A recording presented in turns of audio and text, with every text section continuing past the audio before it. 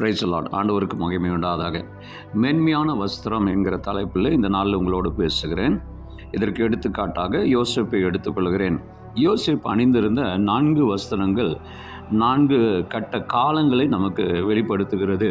முதலாவதாக ஆதியாகமம் புஸ்தகம் 37ஆம் அதிகாரம் 23ஆம் வசனத்தில் அவன் பல வருண அங்கியை அணிந்திருந்ததாக அங்கே வாசிக்கிறோம்.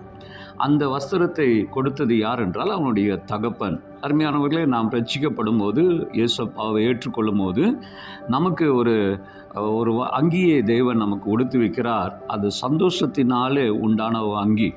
இந்த பல வருண அங்கியை யோசேப்பு அணியும் போது அவனுடைய வாழ்க்கையில் ஒரு பெரிய சந்தோஷம், அப்பாவினுடைய அன்பு அவனுக்குள்ளே காணப்பட்டது. அதே போல தான் நமக்கும் இப்படிப்பட்ட ஒரு வஸ்திரத்தை அணியும் போது சந்தோஷமும் அன்பையும் நாம் அணிந்து கொள்கிறவர்களைப் போல நாம் இருக்கிறோம். ரெண்டாவது, அவன் ஒரு வஸ்திரம் ஆதியாகமம் 39ஆம் அதிகாரம் 12-13 வீட்டு எஜமான், அதாவது போத்திபாருடைய வீட்டில் இருக்கும் போது வீட்டு எஜமான் கொடுத்த ஒரு வஸ்திரம். இந்த வஸ்திரம் அவன் விரும்பினதல்ல, அது கட்டாயத்தின் நிமித்தமாக உடுத்தப்பட்ட ஒரு வஸ்திரம். சில நேரங்களில் நம்முடைய வாழ்க்கையிலே கட்டாயத்தின் நிமித்தமாக நாம் கடந்து போக வேண்டியதாக இருக்கிறது. நாம் தவறு செய்திருக்க மாட்டோம், நாம் பாவம் செய்திருக்க மாட்டோம். ஆனால் சில நேரங்களில் இப்படிப்பட்ட ஒரு வஸ்திரமாகிய கட்டாயத்தின் அடிப்படையில் நாம் சில பாடுகளின் வழியாக நாம் கடந்து போக வேண்டியது அவசியமாக இருக்கிறது. அது நாம் எதிர்பார்த்ததல்ல, எதிர்பாராமல் நம்மிடத்தில் வந்தது. அதையும் நாம் கடந்து போக வேண்டியது அவசியமாக இருக்கிறது. மூன்றாவது ஒரு வஸ்திரம் ஆதியாகமம் 41ஆம் அதிகாரம் 14ஆவது வசனத்தில் சிறைச்சாலையிலே உடுத்தியிருந்த வஸ்திரம். இந்த வஸ்திரம் எதை குறிக்கிறது என்றால் அவனுடைய வேதனையின் நாட்களை குறிக்கிறதா இருக்கிறது.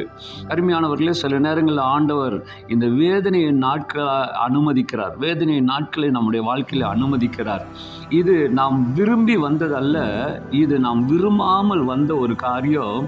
ஆனால் ஒரு நாள் இந்த வேதனையின் வஸ்திரமாகிய இந்த வஸ்திரம் நம்மிலிருந்து கழற்றப்படும் அல்லது அதில் நம்மிலிருந்து எடுக்கப்படும் நாள் வருகிறதா இருக்கிறது.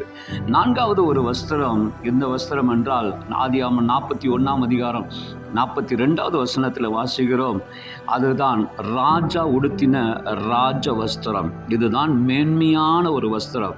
என் அருமையானவர்களே, ஒருவேளை நீங்கள் கட்டாயத்தின் வாழ்க்கையிலே நீங்கள் கடந்து போயிருப்பீர்கள் என்றால், வேதனையான நாட்களிலே நீங்கள் கடந்து போயிருப்பீர்கள் என்றால், இந்த வஸ்திரங்களுக்காக கர்த்தரை ஸ்தோத்திரம் பண்ணுங்கள். ஒரு நாள் உங்களுக்கு ராஜ மேன்மையின் வஸ்திரத்தை கர்த்தர் தருவார். அது தேவனாலே உங்களுக்கு உடுத்தப்படுகிற ஒரு உன்னதமான வஸ்திரம். பரலோகத்தில் இருக்கிற தேவன் உங்களுக்கு அந்த வஸ்திரத்தை உங்களுக்கு உடுத்தி எல்லாருக்கும் முன்னாடி உங்களை சாட்சியாக நிறுத்துவார். அப்பொழுது தேவன் உங்கள் மூலமாய் மகிமைப்படுவாராக. God bless you.